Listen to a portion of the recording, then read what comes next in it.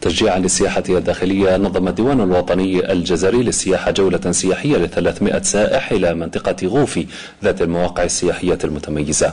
الجولة مع حسام الضطلة.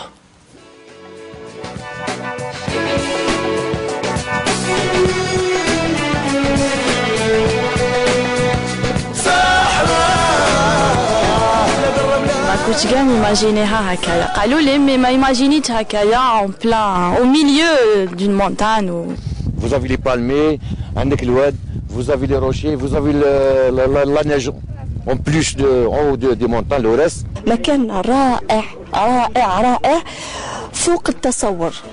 إنه غوفي بلوحاته الطبيعية التي جنحت بهؤلاء إلى عالم الجمال ومشاهد تتقاطع فيما بينها لتشكل هذا الديكور الطبيعي المستلهم من عمق حضارات مختلفة ومتعاقبة مرت من هنا، تحولت هذه الأمكنة إلى مزارات لمئات السواح من داخل وخارج الوطن.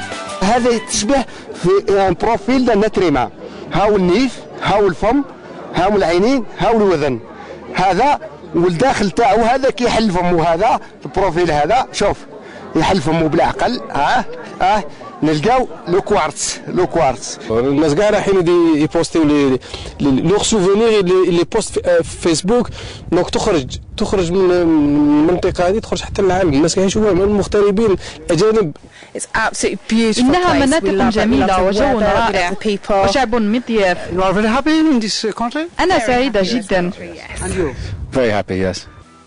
جمال المكان وقيمة الشواهد ستفتح شهية العودة أو المجيء إلى هنا وهنا، حيثما وليت وجهك تبهرك الطبيعة.